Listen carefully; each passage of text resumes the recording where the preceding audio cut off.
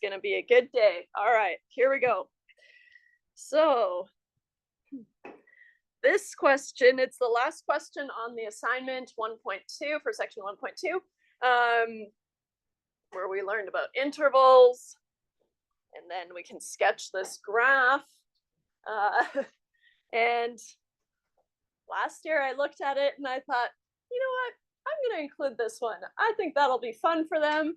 And then I remember thinking, wow, I really should have cut that one because it's really finicky. And then I looked at it this year and I thought, you know what? No, it's fun for them. And so it's like I cannot learn my lesson. So I will say this, because it's pretty finicky, I'll just remove these marks. So I can't cut the question because people have already tried it, and so I can't do that. But here we go.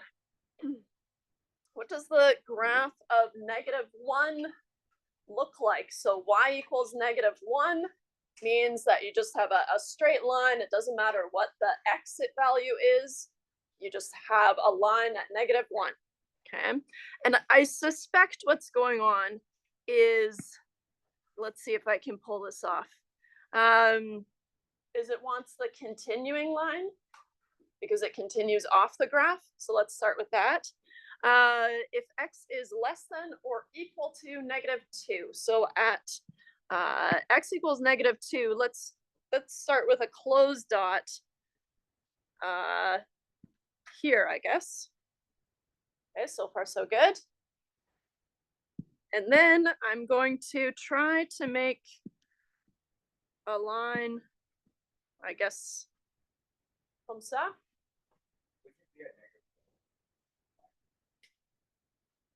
So why? Sorry, I don't have the pointer on here. I have different numbers than you, sorry. Oh yeah, so everyone has different numbers. There you go. Oh. We'll do this one, which is the version that I just pulled up, a random version. So yeah, so we'll all have different numbers. They'll all be kind of the same, right? There's going to be a straight horizontal line, and then a diagonal line, and then another horizontal line. That's just the layout of this thing. Okay. Closed dot for me up to and including x equals -2. Then from x equals -2, but not including -2, the line is y equals x. So y equals x is just the diagonal line. And so if y is 1, x is 1, 2, 3, 4.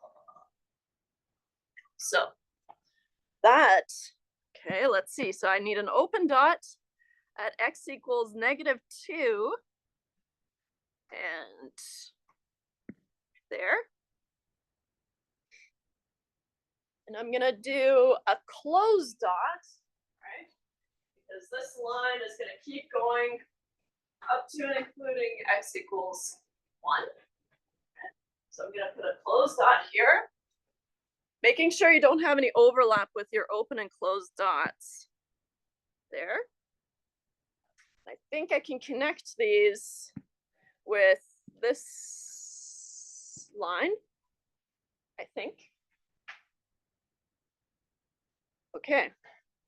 And then we're at y equals 2 if x is greater than 1, not including 1. So I'm going to use an open dot at x equals 1, y equals 2. And then just make sure you use this continuing line. So there's a difference between this line and this line, which continues, right? And this one just goes between 2 points. Oh. So I think that's what is maybe tripping people up, is if you use this line. Okay. Whew, I'm nervous. Should I submit this thing? Yes. Oh, love that green. Love that green. Okay, what a relief. So kind of, I think the trouble is this: the closed line and then the continuing line. I think that's what's tripping people up. it continues off the ground. I don't know how the hallway can be so loud. There's no one out there. It's just air. It's weird. Okay, so everyone's feeling good about that one? Maybe I don't have to cut it after all. You guys can do it. Okay. I'm gonna jump right in. Sorry, I'm finding this like very distracting. Animal Farm, George Orwell. Anyways, Is this religion, government, some other course. I don't know what, obviously. But it's, yeah, anyways, very distracting. So we talked about function composition last week is where we ended. And we said, okay, we can put functions such as g of p into f of x or f of p if we wanted to, right? And so we've got some input going into g, and then g, the output of g becomes the input of f, right? And so function compositions, you're just kind of stuffing the output of one as the input into the other. Okay, and so we'll redo these kind of briefly. I kept what we wrote, but I do want to talk about the domain of composed functions, because if you're using g of p as your input, right, then you first have to think about what can I put into g, right? What values of p can I put into g, right? And we said, okay, there are two main things that we need to keep track of for the domain, right? I can't divide by 0, and I can't take the even root of a negative number, right? And so let's see here. I'll add a page, and well, you can't see behind the scenes here, but I'm going to, nope. There. Okay. Oops.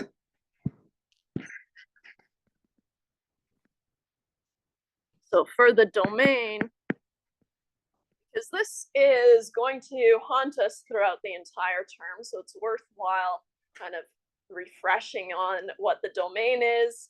It is worthwhile kind of maybe putting sticky notes up if it's not. I do that when I have to memorize something, just write it down a bunch of times and put sticky notes everywhere.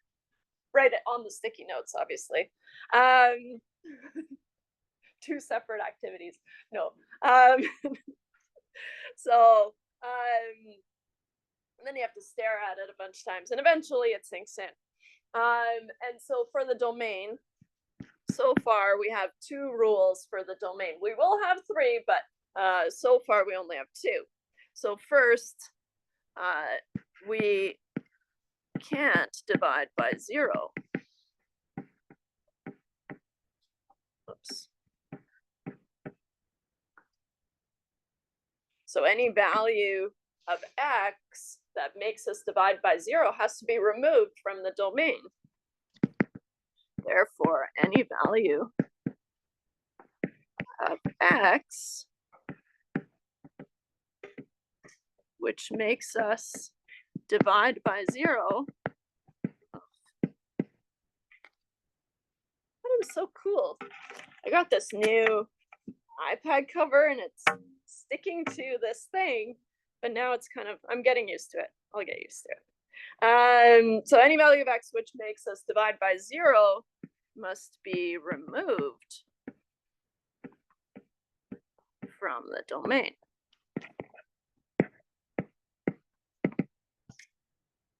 Okay.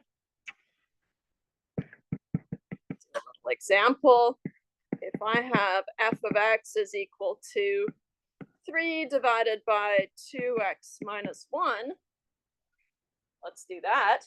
What's the domain of this thing? 2x minus 1 can't be 0, right?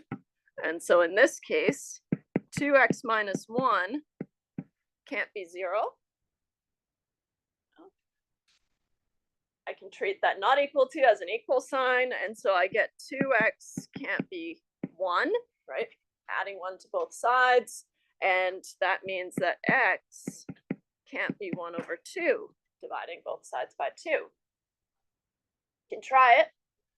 You can plug in x equals 1/2 here, then you get 2 times 1/2 makes 1, minus 1 makes 0, bad. So that's why we pulled it, but it's just that one value. Okay. The other rule, second rule, was that we can't take the even root of a negative number.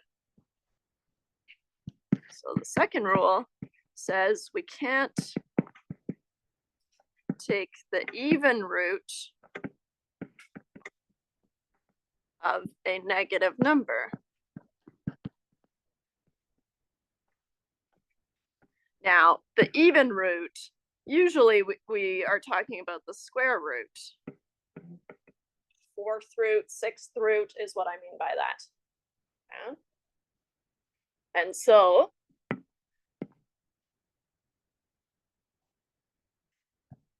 but usually we're talking about the square root. Okay. So that means that we have to pull out any value of x where we end up taking the root of a negative number. Okay. So therefore, we need to remove values. Usually, right, there's going to be values of x that make a negative numbers, right, of x.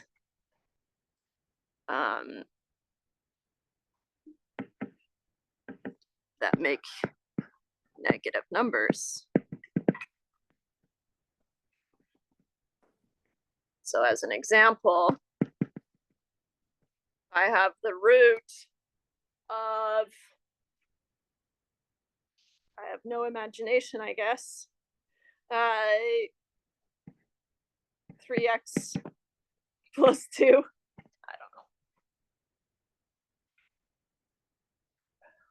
What do I have to make sure? Now I have to make sure that 3x plus 2 is greater than or equal to 0, right? You could solve it and say, okay, I'm going to force 3x plus 2 to be less than 0 and then exclude all those answers. That's fine, right? Or you can solve for 3x plus 2 greater than or equal to 0 and force all those answers. Doesn't matter how you do it, right? You're doing the same thing, right? Figuring out which ones you want to ditch or figuring out which ones you want to keep. Which ones do we want to do? Ones we want to remove or the ones we want to keep? Let's do the ones we want to keep, which looks like this. We want to force 3x plus 2 to be greater than or equal to 0. Okay. And then the answer, if we solve for x, is going to tell us what our values of x can be. So then 3x has to be greater than or equal to negative 2. Okay. And then if I divide by 3, I find that x has to be greater than or equal to negative 2 divided by 3. Usually, you have to enter this as an interval, right? In MOM. Okay. And so what does this interval look like? Starting at negative 2 over 3, that's the smallest I can be, including negative 2 over 3. But negative numbers are weird, right? So it might help if you put it on a number line. In fact, we could convert it to a decimal so we can think about it more easier. Negative 2 over 3 is roughly negative 0.666 repeating, right? I just find that that's easier to visualize on a number line. So if we have a number line like this, right, let's put 0 somewhere so we can see it. And then negative 0.66 repeating is somewhere here. Okay. And then we're forcing x to be greater than or equal to negative 0.66. right? And so what I'm gonna do is I'm gonna do a closed dot here, right? All those values of x are in my domain. Okay? So my interval then is going to look like this. -2/3 is the exact answer, right? But I do find that the decimals are easier for me to think about. Right? Up to infinity. And infinity always has a round bracket around it. Nice. You can try it, right? How are you going to try this? I usually pick easy values just to make sure that it's working, right? How about we pick 0, put 0 in here. 3 times 0 plus 2, that's allowed, right? 2, root of 2, positive number, awesome. What if we try something down here, right? Something that's not in the domain. -1 might be nice. 3 times -1, -3 plus 2, -1, uh-oh, good. So it's working, we did it, right? You can do more test points, right? But just to try to convince yourself that, okay, I did the right thing here. And so I find the number line helps, right? But also plugging in some test values is always good. Okay. This wasn't, well, okay. We saw this last day, but I kept it, I'll keep it in the notes so we can review it here. Any questions about the domain of functions? So you'll need to have a good handle on those. And them's the rules. Okay. So when we talk about the domain of composed functions, right, then we need to account for the domain of the inside function, right? I need to get a valid output from the first function before I can take that output and put it into my second function. Okay? And so we can have something like this, maybe something itty bitty. If I have to find f of g of p, where g of p is 1/p and f of p is root p, then we said the domain of g of p, well, p can't be 0, right? And then the domain of f of p, it's just p in the square root, so p has to be greater than or equal to 0. I can take the square root of 0, right? It's just 0. So f of g of p, you start by finding the output of g of p. So g of p is 1/p, right? And so really what you're finding is you're finding f of 1/p. Right? And we introduce the domain, right? And the restriction that, okay, as long as p is not equal to 0, right, then this thing will go ahead. Then f takes whatever the input is, in this case it's 1/p, and stuffs it under the square root, right? And so that's how we get the square root of 1/p. And so as long as 1/p now, right, this whole thing is greater than or equal to 0. I guess here we are on Tuesday. Felt like ages away. So now what do I have to do?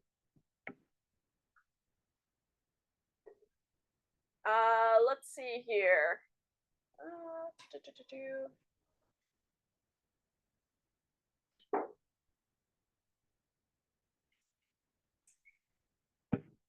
If p can't be 0, right, and obviously I can't divide by 0, can it be equal to 0? No, right? Because how am I going to get to a value 1/p that generates 0? I can't, right? And so I can remove this equal to 0, right? And just say that 1/p has to be greater than 0. I think we have, let's see here.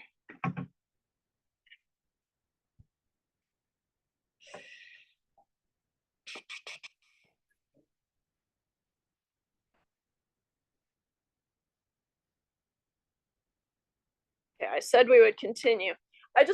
I'm not digging this one because there's a lot of p's taking the place of p's. And so that's why I'm kind of, it's yucky.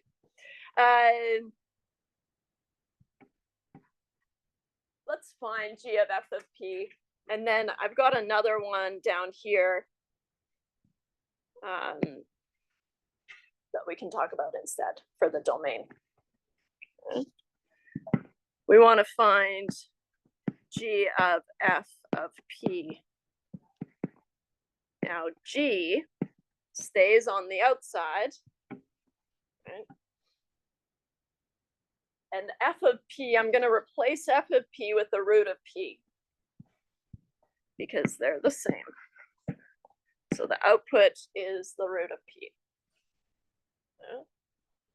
And then g takes the input, the root of p, and does 1 over the input, right?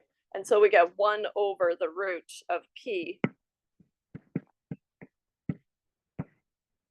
Notice how these are quite different, right? The square root of 1 over p or 1 over the root of p, right? Very different.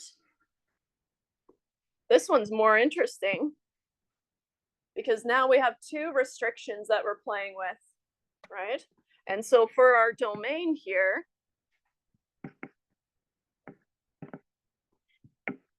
well, initially we said the root of p, but the root of p hangs around, so we can just talk about it here.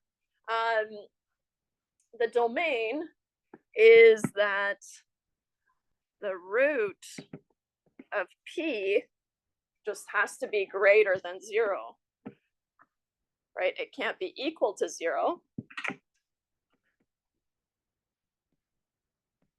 Can't be equal to 0.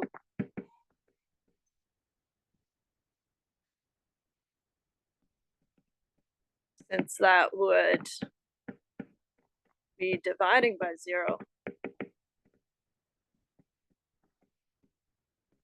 So that's bad. So then the root of p has to be greater than 0.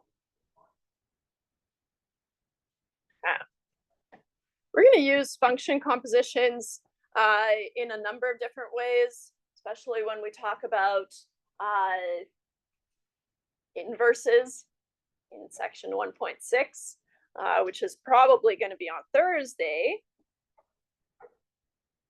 But another thing, or another way we can think about function compositions is just to try to simplify a big function into a function composition of 2 more reasonable functions.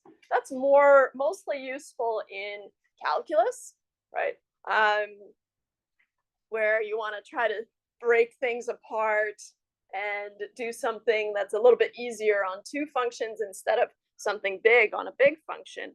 And so what we're going to do here is, if we have this kind of large function, now this is going to be 4 and the 3rd root, so 4 times the 3rd root of x squared plus 5, and I like to put a little hinge on there to show that the -2 is not under the square root, right?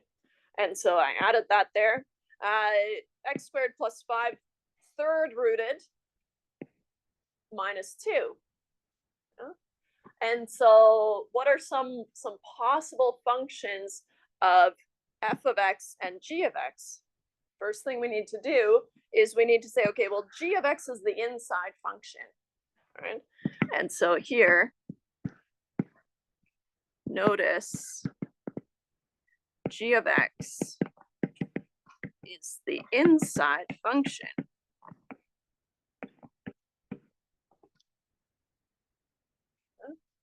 So it's the function that's being stuffed in there. What's kind of the most basic / useless thing that we could say? Well, one example, we could let g of x equal x. Oh, what would f of x have to be then? Then f of x must be 4 times the third root of x squared plus 5 minus 2. Stuffing g of x equal to x into f of x, right? That didn't do anything. This is useless. This isn't really, it's technically true though.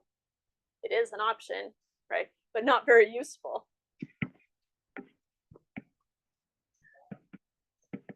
This is a function composition or a composition, but not very useful.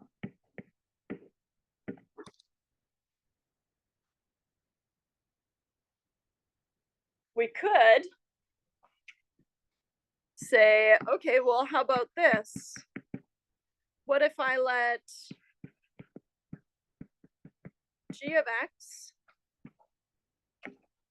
be everything that's inside x squared plus 5?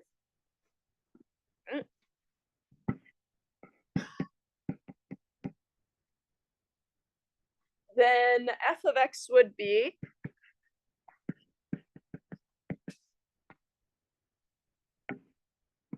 4 times the third root of x, right? Because I'm going to put g of x in there, and then minus 2.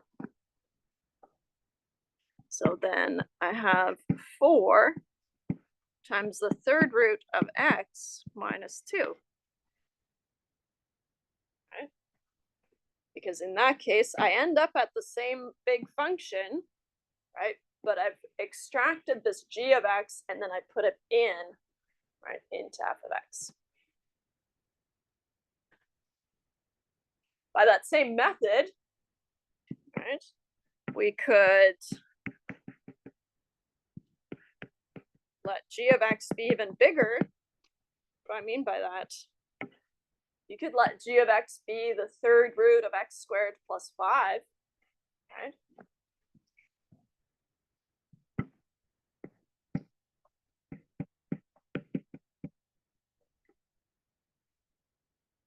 Then f of x would be what? Then f of x, if I'm stuffing in the third root of x squared plus 5 as my input, then f just needs to be 4 times x minus 2.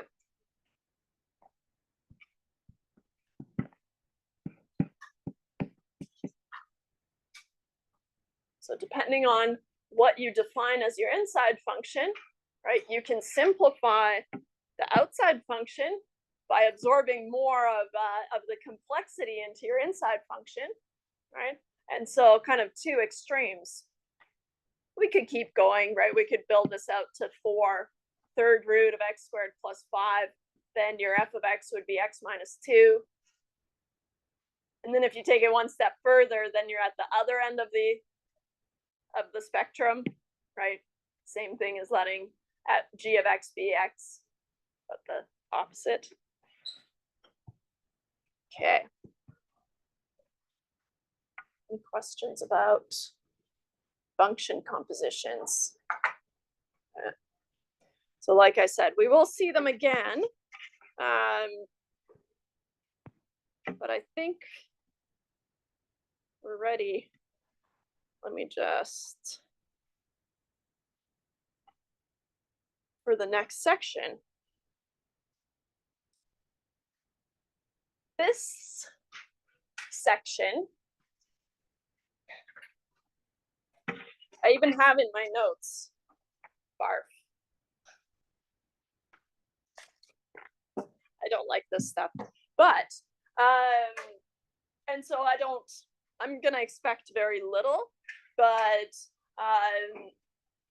you do need to be able to look at a function, and first thing is identify kind of a core function from that those toolkit functions that we talked about.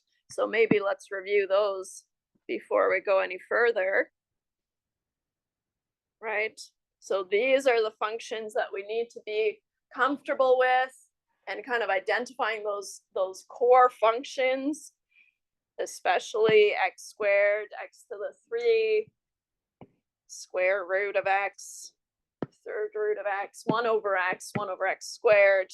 Maybe not so much, but we need to be kind of comfortable seeing these guys, because what we're going to be doing is we're going to be transforming these. So where is it? Here. There's some basic ones that I expect you to remember. It's more the stretching and the compression. If you've done that in the past, that gets a little bit confusing. And so it's not something that we're going to focus on because it's not very important for you guys. And so, because you're going to be using Excel a lot anyways. So we are going to use Desmos for it. But something I do need you to know is a vertical shift. So if you have a function f of x, and we transform it by taking f of x plus k, where k is some constant, okay, then g of x is a vertical shift of f of x. So that core function plus the constant, right? So now I've bumped up this whole graph by k units, right? So as an example, let's see here. I didn't leave myself any room. As an example, if f of x is x squared, and I do g of x is x squared plus 2, we know what x squared looks like, right? Parabola. So x squared looks like this at 0, right? The origin. So x squared looks like this. And then g of x would take it and shift it up 2, right? So it looks the same, just up 2 units plus 2. So I would say the vertical shift behaves the way you expect it to, right? F of x, x squared plus 2 takes x squared and moves it up by 2, right? X squared minus 3 takes x squared, bumps it down 3, right? And so we can have a look in Desmos, which is here. It loads. So if we start with our core function, right, that we know what it looks like, and then if I do x squared plus 2, right, just takes it and moves it. And if I have x squared, let's do minus 3, the green one, still facing up, right? It's just been moved down 3 units. So like I said, it behaves the way that we would expect it to, which is kind of laying the groundwork for the ones that don't behave the way I expect them to. Maybe you're more intuitive that way, but me, no. So to each output f of x, you're going to add k. Right? So horizontal shift. The horizontal shift, right? Horizontal is like this, like the horizon, right? And so then now we're moving not on the y-axis, but on the x-axis. And so if I have a function f of x and g of x looks like this, where I have x plus k, right? Where k is a constant. If k is positive, right? So I have x plus 2, for example, okay, then the graph is going to shift to the left. To me, that's counterintuitive, right? But it's to compensate for the plus 2, right? And so here, I've got it in here already. I've got a screenshot. So I will highlight this. because I do find that these are counterintuitive. So first thing we want to notice is that, okay, I've got x plus k. So the plus minus k is on the x, right? Not on the output of f of x. So if k is positive, then it shifts it to the left. And if k is negative, it shifts it to the right. So for example, if I have, if k is positive, that would look like x plus 2 squared, right? My core function that we're working with is still x squared, right? I've transformed it by taking x plus 2. So it still has that general x squared shape, right? And that's why it's so helpful to know those shapes. And if if k is negative, then that would look something like x minus 2 squared, right? Then it shifts it over to the right. And so here, this is x minus 2. You can see it's color coded, but it might be hard to see right now, but can zoom in. This is x minus 2 squared, this is x squared, and this is x plus 2 squared.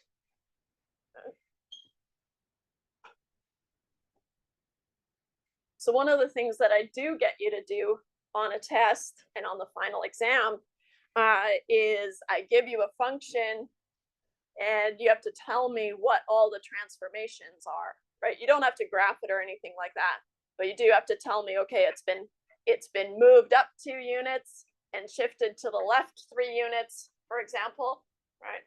And so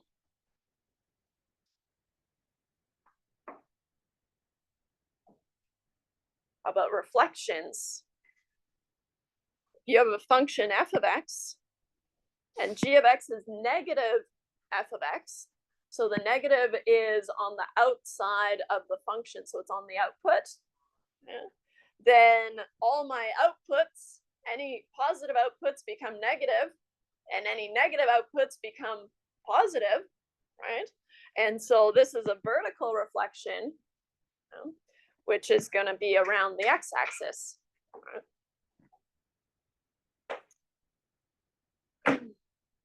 So here, g of x is negative f of x. It takes the original outputs, so things of x squared, for example, I have all these positive outputs, right? And so if I take negative x squared, notice that the negative is on the outside of the x squared, right?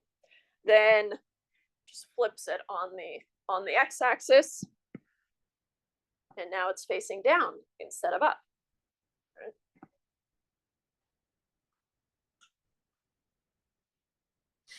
What if the negative is on the x, so not the f of x? Yeah. This is going to be a horizontal reflection, which is going to be a reflection around the x-axis, right? Any input that's, let's see here. Oh no, this is still x to the 3, negative x to the 3. Let's see here. Let's do one. We can use x squared, but it's kind of boring. How about we do negative x to the power of 3? And we'll replace this with, I'll start with x to the 3. And then I want negative x to the power of 3. What happened there? It's not a reflection around the x-axis, but it is a reflection around the y-axis, right? And so here, this purple is the original, and then around the y-axis, like this, is the transformation we did.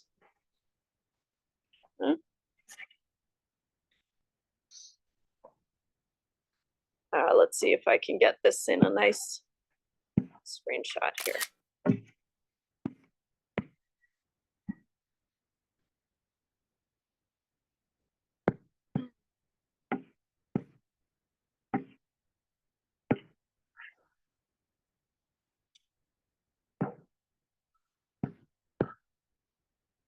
Let me crop this up.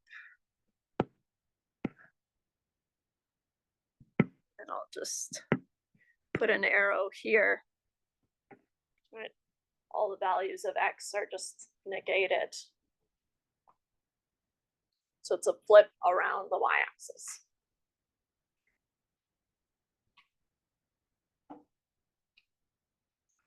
I'll give you a summary of these transformations on your formula sheet.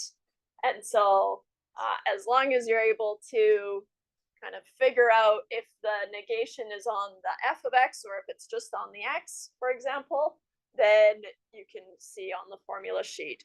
In fact, I'll show you what you'll have,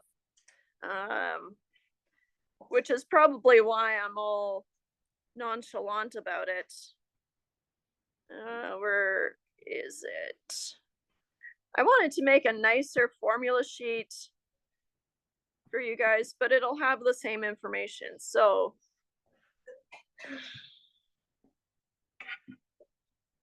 there's a reason I haven't given it to you. Too scary. But you will have this, right? And so as long as you're able to pick apart your function and figure out how to apply all these, then you can tell me what the transformation was. Let's see here.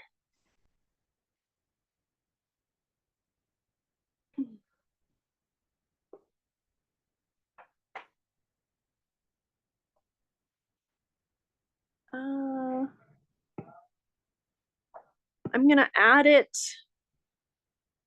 kind of weirdly here in the middle. Looks like this goes there.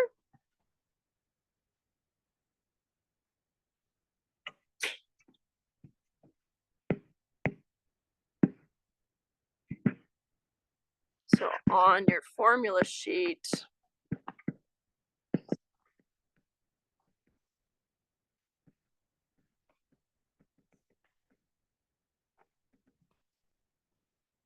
you'll have these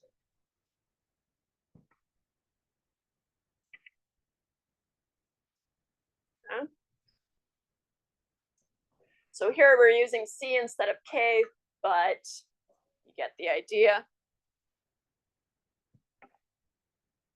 We've talked about f of x plus c, f of x minus c, there's a difference there. Negative f of x, f of negative x, right? Those differences. And so now we're going to talk about stretching and compression. So that'll be on a page on its own, but that's okay.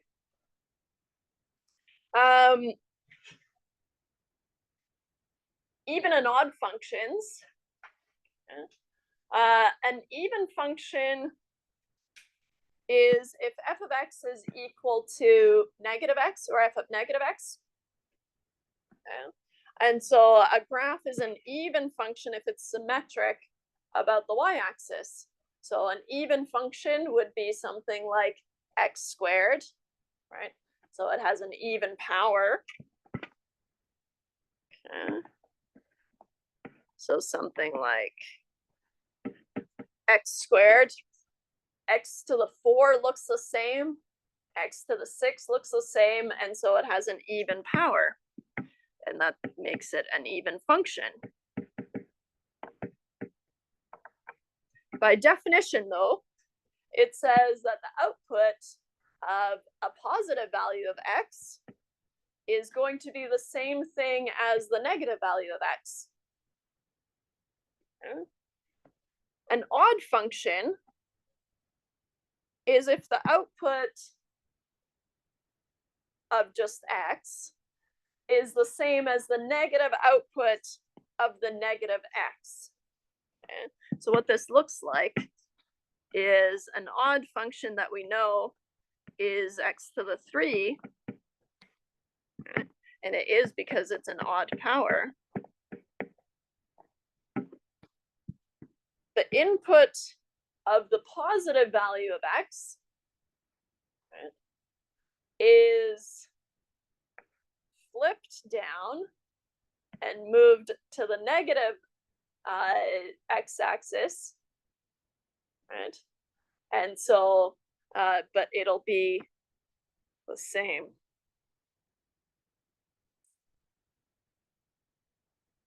So you can see if a function is even or odd, right, by using negative x as the input, right? So I give you a function, is this an even or an odd function? Usually you can just look at the power, the highest power, and that'll determine it. But what you'll do is you'll put in negative x, right? And then if the output is just f of x, right, then it's an even function. And if it's negative f of x, then it's an odd function.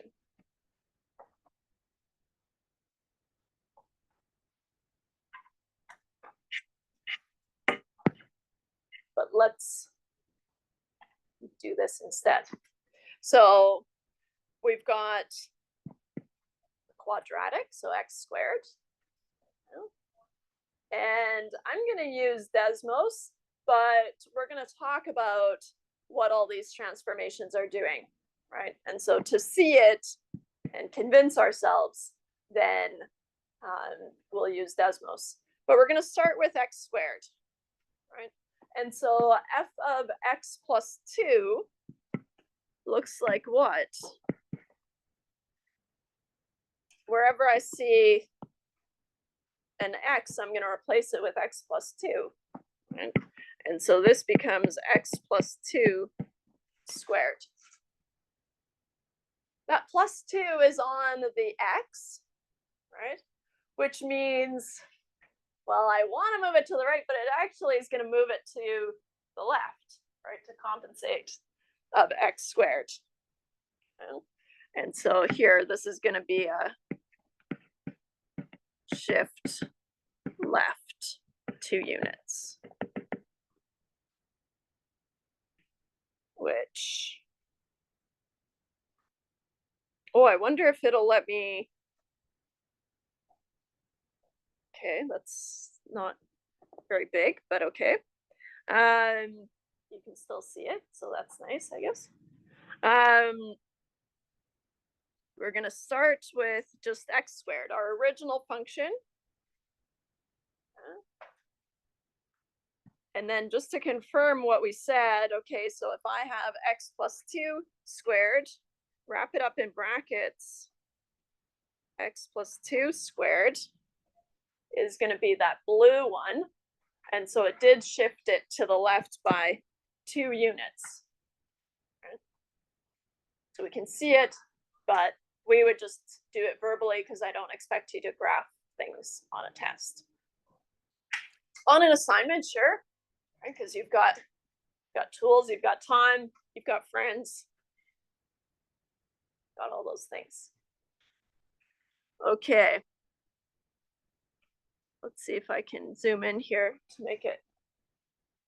What about f of x minus 3? So now I take the output of f of x, so x squared, and then I move it down 3 units, right? And so this is going to look like x squared minus 3, right? Which is what I would put into Desmos. And this would shift down 3.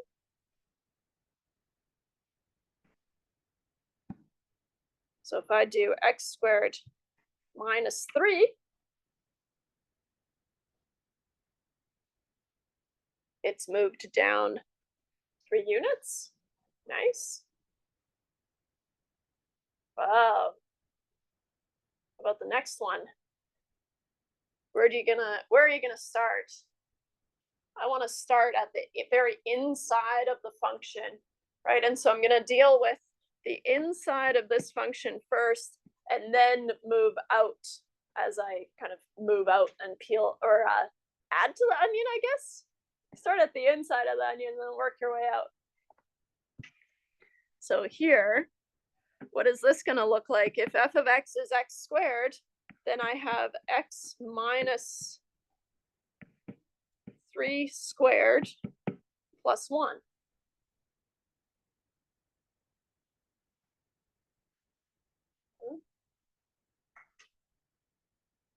In this case, order doesn't matter, but later it will. And so what's this going to look like? This is going to be a shift. So x minus 3 going against what I want to do, it moves me to the right by 3 units, right? And then I move up 1 unit. Okay. So shift right 3, then up 1. Let's see. Let's see if I did that right. So x minus 3 squared plus 1. Okay. So here, I don't have a pointer in Desmos, so I've taken, we'll look at the bottom here of x squared. I shifted right 3, okay, good, and then up 1. I got it.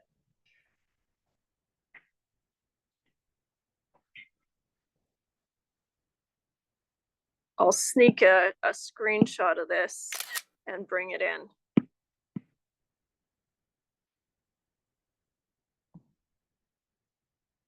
Oops.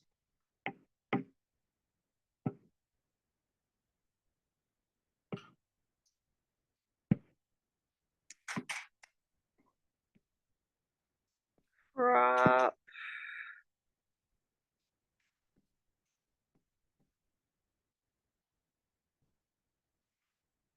I'll keep it little, but it is in there.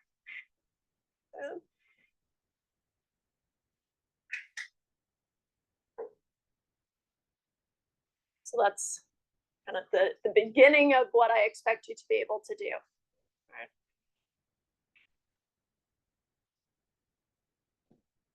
I have a little note. I had to save my note to myself because I always find the stretching and compressing kind of confusing. So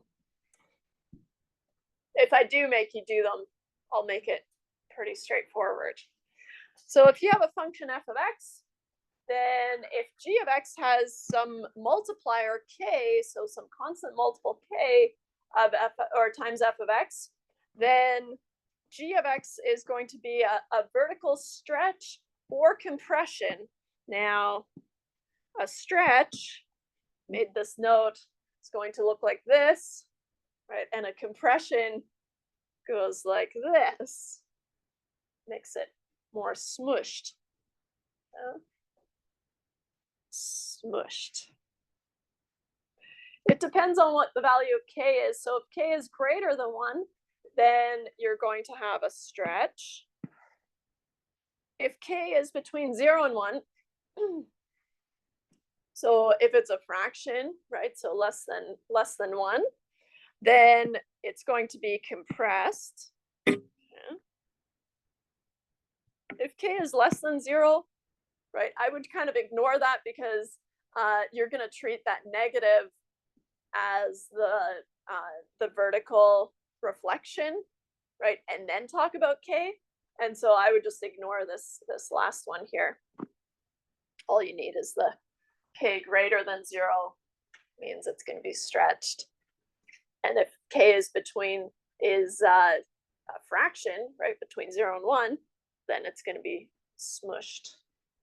Okay. So we're going to do the same thing here, right, that we did. So we're using the same basic function x squared. So f of x is x squared. And we're just going to talk about what these transformations do. Notice we're building up to something kind of big, right? Okay. So let's first write out what this little guy would be in Desmos.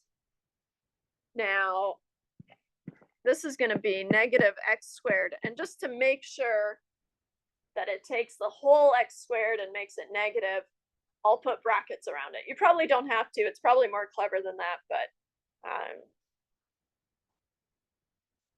and what's this going to do?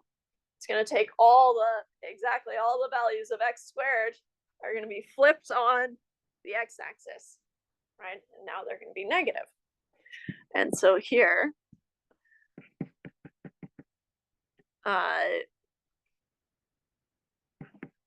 flip x squared on the x-axis,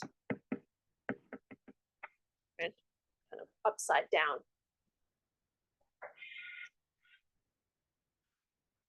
How about we write out all of these and then we check our work, right?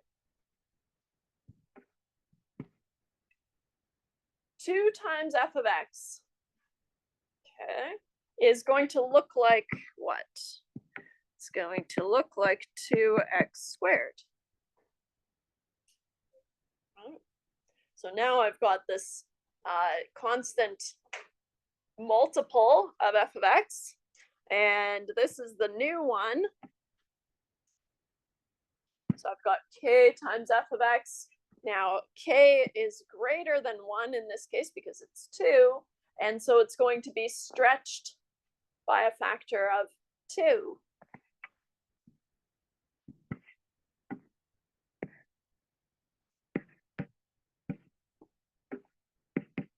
Stretch x squared by a factor of 2.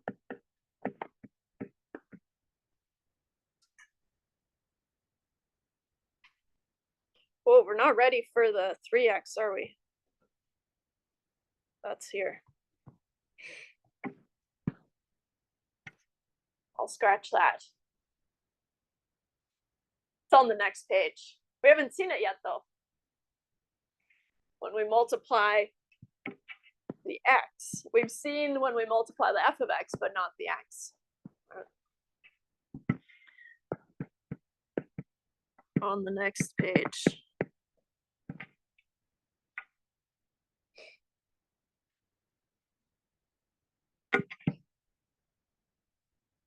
Okay.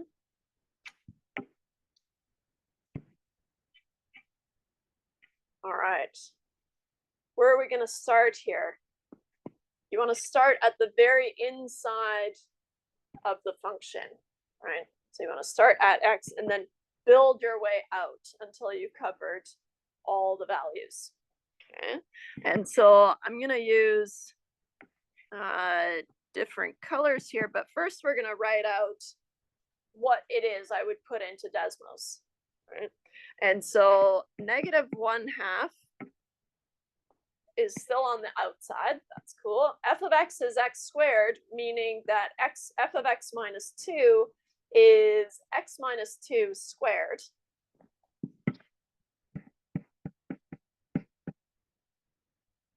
And then plus 2. Okay.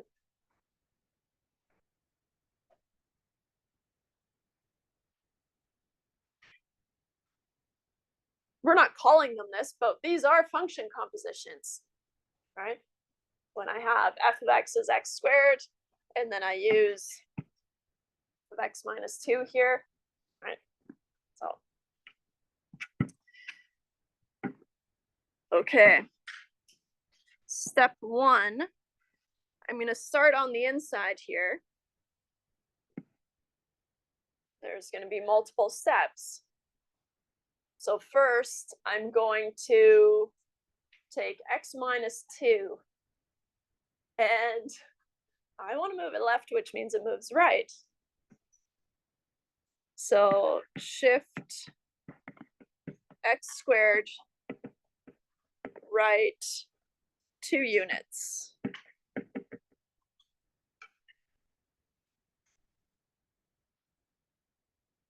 then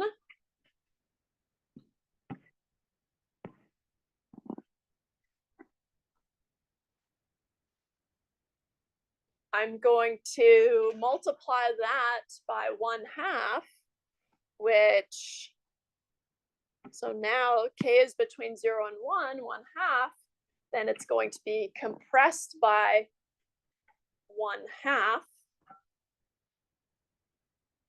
Let's call it that. Compress by 1/2. Then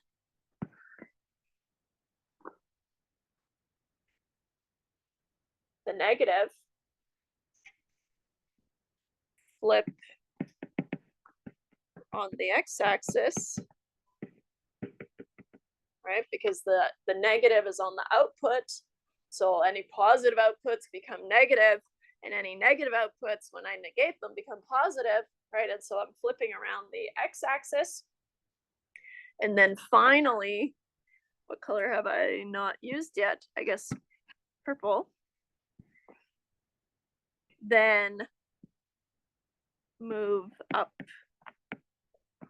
2 units.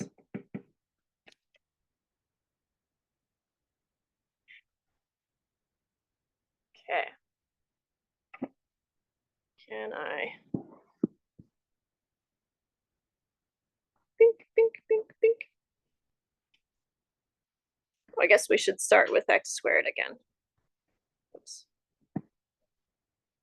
Hey, x squared.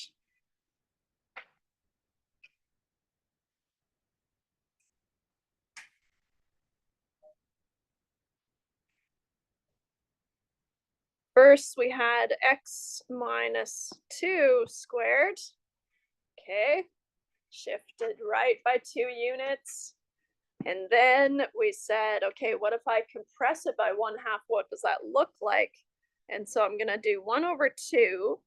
And then if you're working in decimals, then notice that the cursor is down here on the 2. So you'll want to kind of bump it up to not be working beside the 2 in the denominator, because that'll be different. And then times x minus 2 squared. Okay, so here, this blue is what the compression looks like, more smushed. Smushed. Then, when I throw a negative on here, it's going to look the same, but facing down. So negative 1/2 times x minus 2 squared. Okay. And then I'm going to move up 2 units. Right, so now I'm going to take this point and move it up 2 units.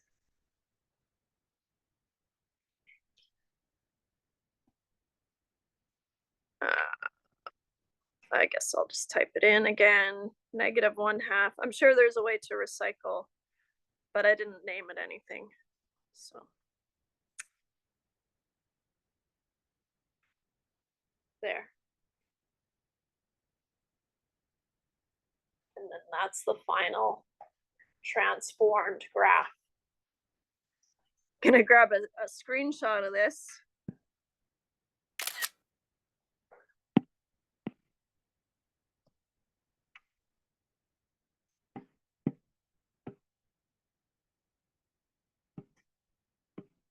Oops. Cancel. Hey. It removed it. Okay.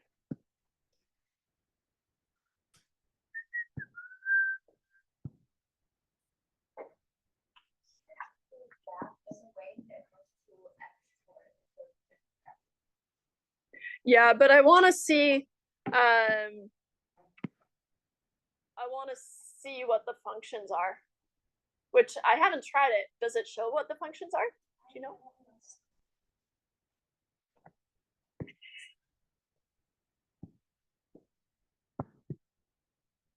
Desmos is pretty fancy, so it probably does.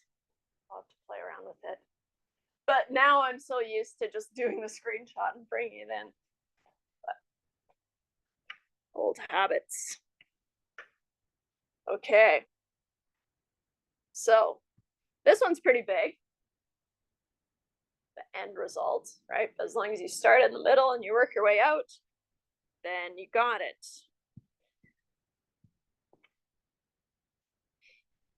The one we skipped, right, had a multiple on the x, right,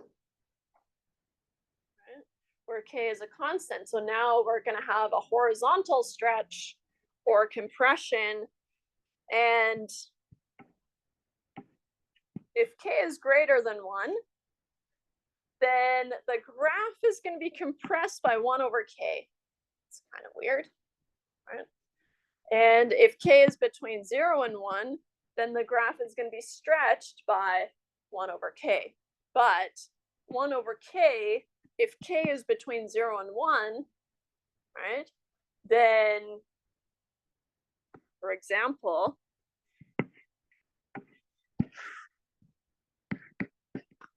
let k be 1 over 3,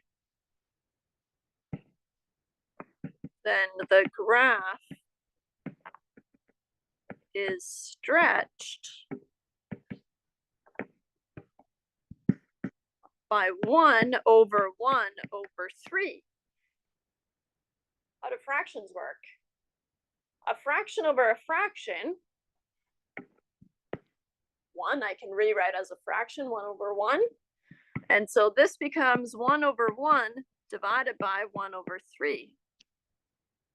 Right, I'm allowed to rewrite 1 as 1 over 1 and make it a fraction. Fraction over a fraction, I have to flip and multiply. I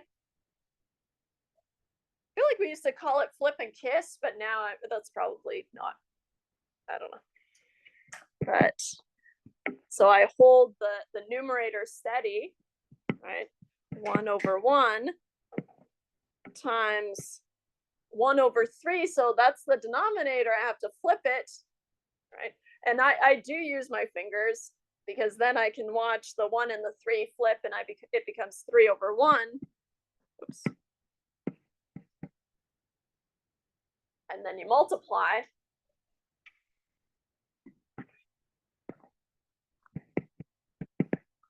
Flip and multiply. Multiplying fractions, you just multiply across, right? 1 times 3 is 3. 1 times 1 is 1. 3 divided by 1. You could leave it as a fraction, but 3 divided by 1 is just 3. So really what it's saying is that if k is a fraction, then the graph is stretched by 3. Right?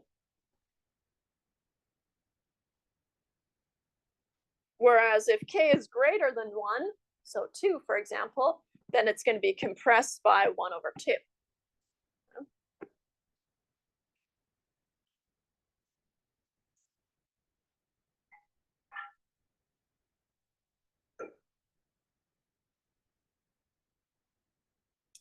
I'm going to remove this. We're going to rewrite it out, but delete.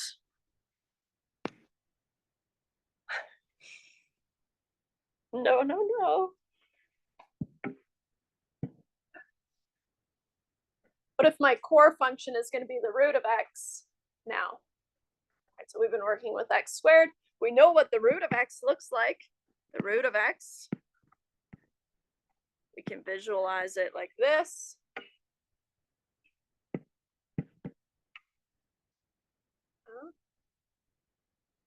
So now we're going to transform this graph, right? And I am supposed to make you draw out the transformed function. I just think that's really silly. So we're not going to, but I do get you to verbalize what the transformation is, right? So that's step one, I guess. So if you want to,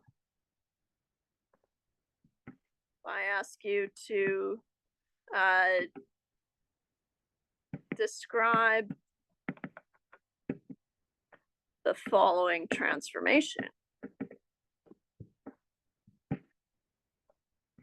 is what I would get you to do.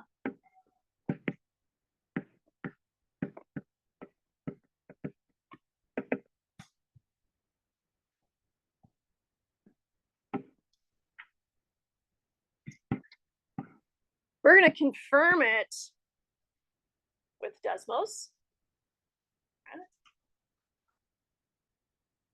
But we're going to describe this transformation. So where are we going to start?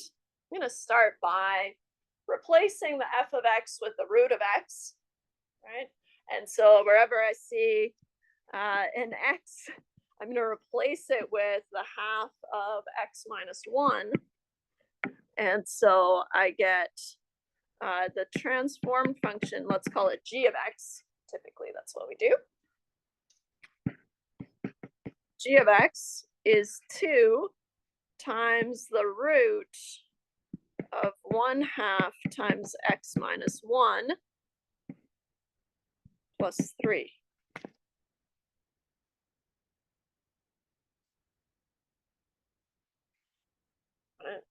Wherever I see an x in f of x, I replace it with everything that's on the inside. 1/2 x minus 1. Sorry, where did you get the root from? From here. Oh, okay. Yeah. So now I've ditched the f's, and now I just have a plain function that I can work with. Okay. Step by step, we start on the inside. We start with x minus 1, right? And then we're going to move out to multiply it by 1/2. And then that's all on the inside of the original function of the root of x. Then we're going to multiply by 2 and then add 3. Okay. Let's see here. We'll do the quick win. Well, maybe not. X minus 1. First thing that happens is I move to the right 1 unit. Move, and I'm not gonna move right 1 unit.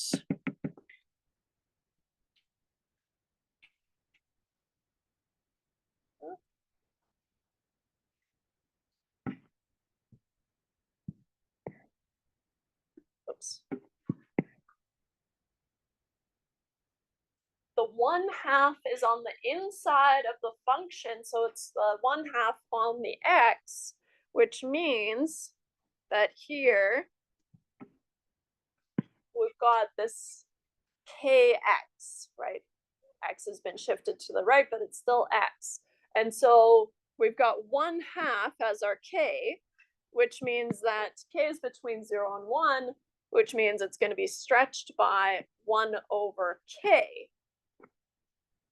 Let's do that.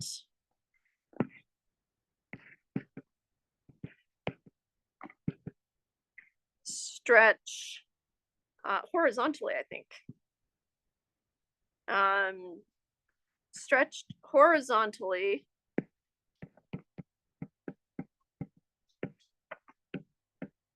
by 1 over 1/2. We just saw how to deal with those fractions, right? So 1 over 1 over 1/2, I have to flip and multiply. And so this becomes 1 over 1 times 2 over 1, which is 2. So it's going to stretch horizontally by 2.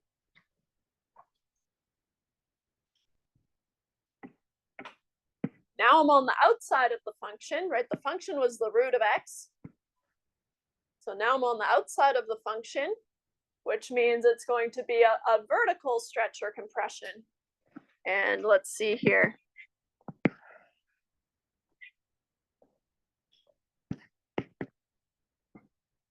I have to use the rules. K is greater than 1, right? K times f of x. I have, it's going to be stretched vertically by 2.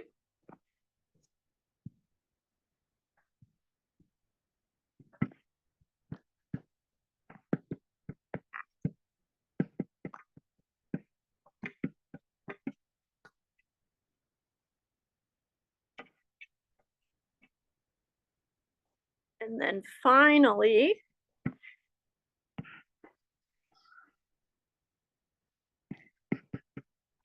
we're going to move that whole mess up 3.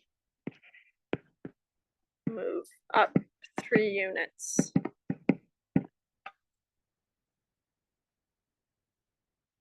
Let's see what these stretches look like.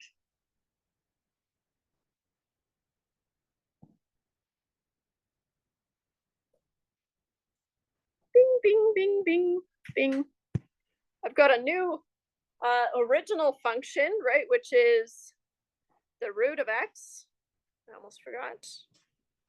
The root of x, we said, looks like this.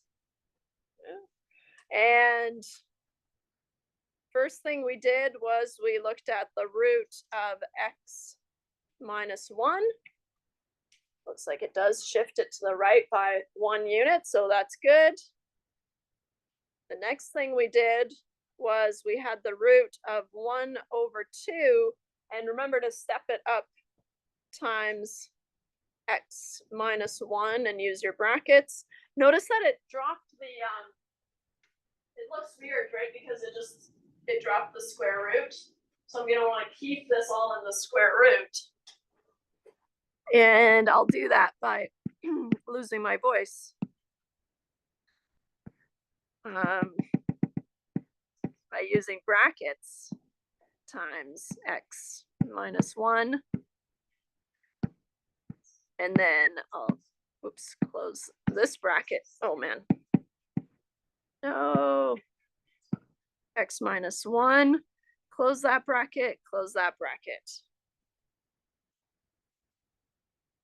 Okay, so the blue one is showing the horizontal stretch by 2. So the stretch horizontally like this, right? Makes it longer, I guess. No, undo.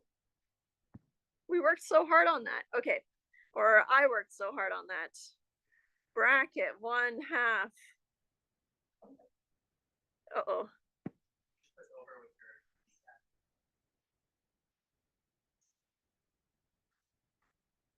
Over. There.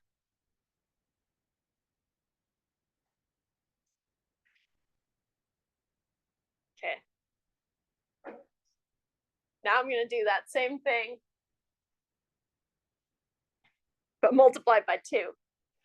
2 is on the outside of the function. 2 root, I'll have lots of practice, I guess. 1/2. This is why I have to have them kind of Martha Stewart ready. X minus 1. Pre-baked.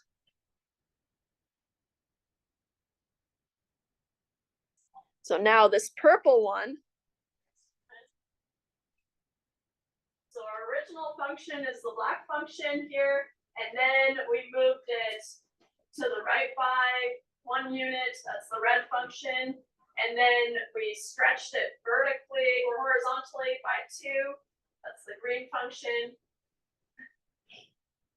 I should have made these colors match, but whatever. Then I multiplied by 2, which is vertical stretch by 2. Now it's opening up. That's hard to do. All right. And then finally, 2 root bracket 1/2. Well, I think I can. It's pretty easy on, like, on a laptop, but not with my fingers. And then I step it outside the square root because I'm done in the square root, right? And so just make sure when you do +3, it goes outside. You can also do things like, okay, I'm gonna take a screenshot before I lose anything.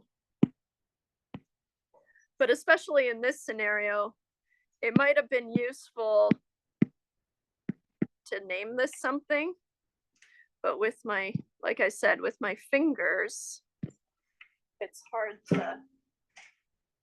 to name it, but you can assign it names like A, and then you can use A later on. Kind of like your previous answer button, and you can store things in your calculator. Okay. Whey. That's not what nope. Sticky fingers.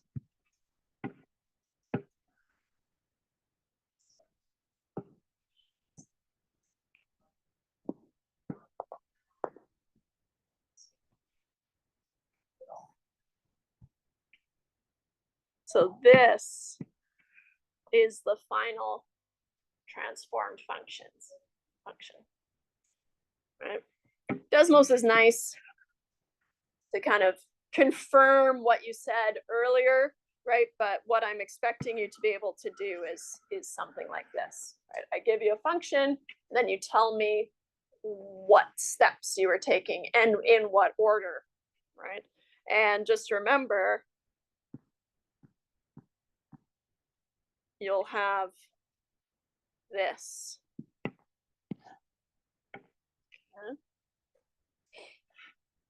So feel free to use the same terminology. Here they've used stretch and shrink, which might make more sense instead of compress. But as long as you use that terminology, then you're okay. Any questions about that? All right. Let's see here. Was that the end of my notes for this section, maybe? Can't think of anything else to do with those functions. Okay, nice. I do want to start 1.6. Just introduce the idea of the inverse of a function.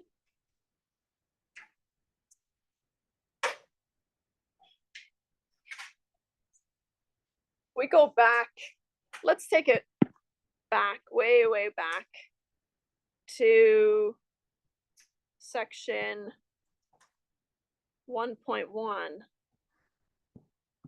Where is it? No.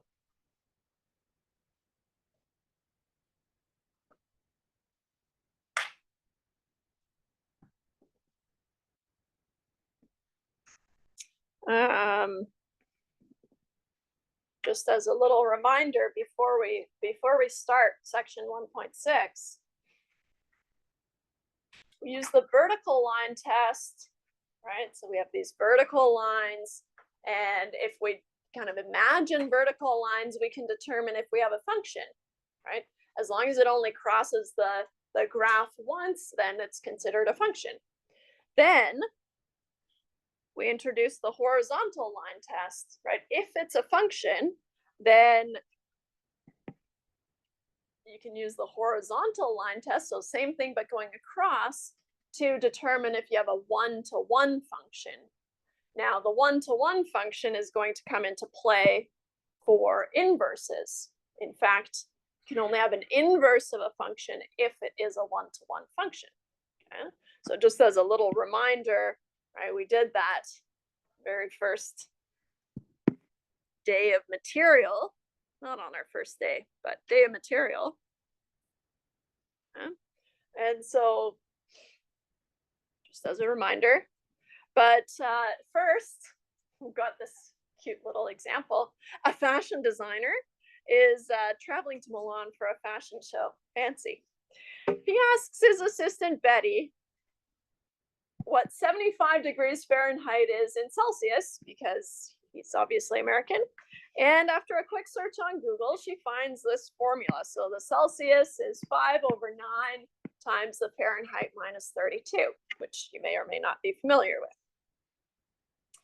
And so 75 degrees Fahrenheit, you can plug in 75 and subtract 32, multiply by 5/9, and you get roughly 24 degrees Celsius. Then, oh, imagine. The next day, the designer sends his assistant the week's weather forecast for Milan and asks her to convert the temperatures to Fahrenheit.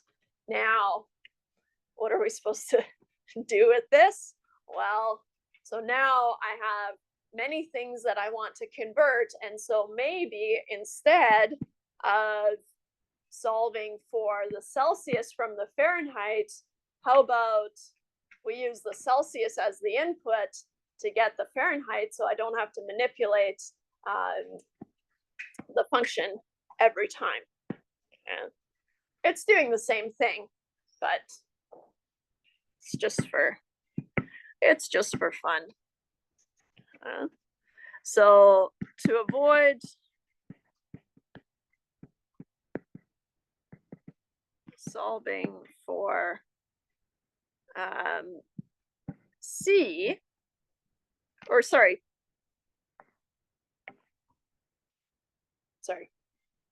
we have the Celsius and we want to solve for the Fahrenheit.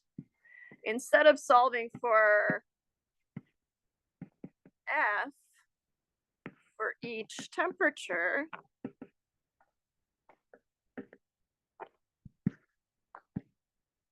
we can rearrange the formula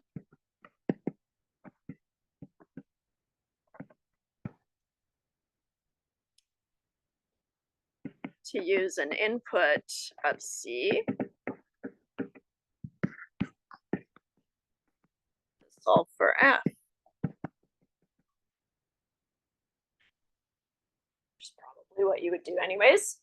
But we are given that C is 5/9 times F minus 32. Yeah. So I'm going to solve for F here. Right. Little mind stretch. I'm going to multiply both sides by 9 and simultaneously divide both sides by 5, right? And so here I get 9/5 times C is F minus 32. If I add 32 to both sides, I find that F, now, whatever I'm solving for, I like to have it on the left-hand side. You'll see that a bunch. And so what am I doing? I'm just using the equal sign as a revolving door.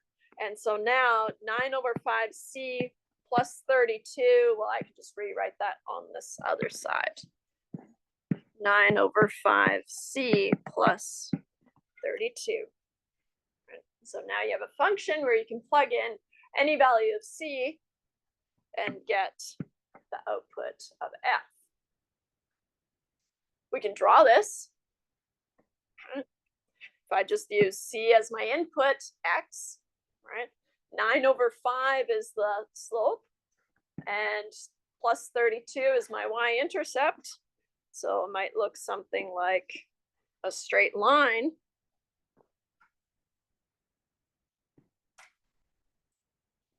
Nine over 5 times X plus 32.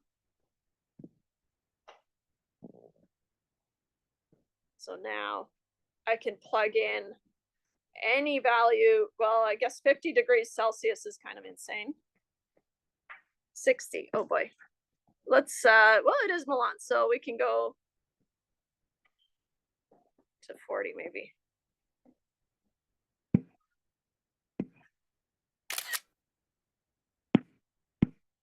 So many screenshots on here. Okay.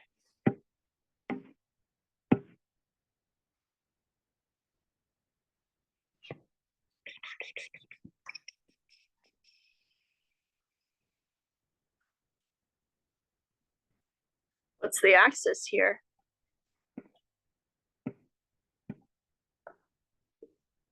Oh, it didn't keep my, oh, because I cropped it. Whatever. Celsius and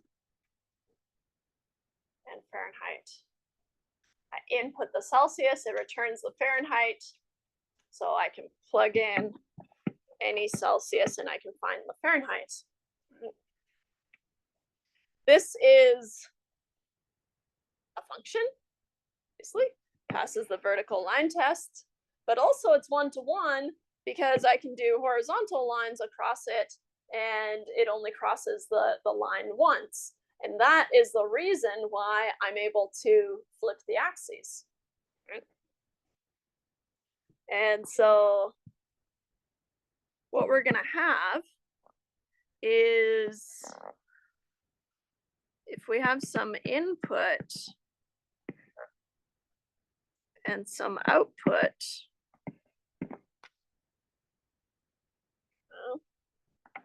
one-to-one looked like this, right?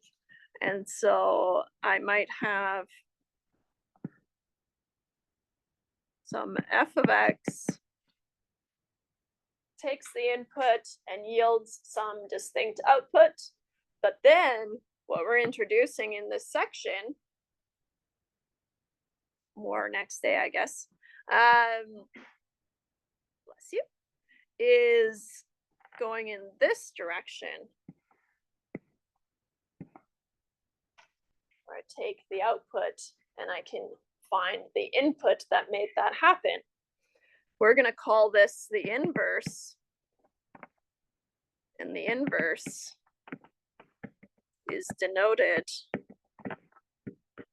by f inverse of x, f to the -1 of x. And so I'll put that on here.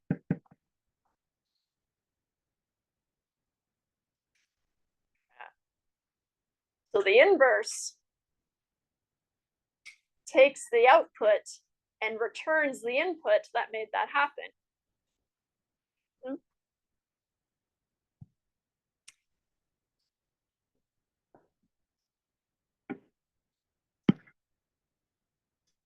We'll do the definition too, a little bit of time. If f of b or f of a is equal to b, right, then some function g of x is the inverse of f if g of b, so takes the output and returns the input. And so the inverse of f of x is typically denoted by f to the power of -1 of x, which you read as the inverse. So it's not a power because it's on the f, right, and not on the x's. Okay. And so if f of a is equal to b, then the inverse of f of b is equal to a.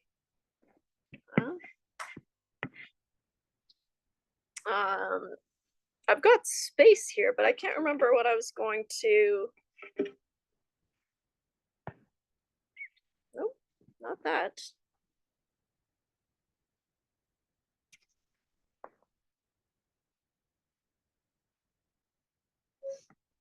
I guess we can draw a graph. Fill the space somehow. If I have the most basic graph here, I have an input of A, then that yields B maybe. The inverse is just going in reverse, right? I give it B and it gives me the output. Right. I think I'll have to do a refresher on what I had meant for this space, so call it there. If you have any questions, let me know. Otherwise, we'll keep working on inverse functions next day.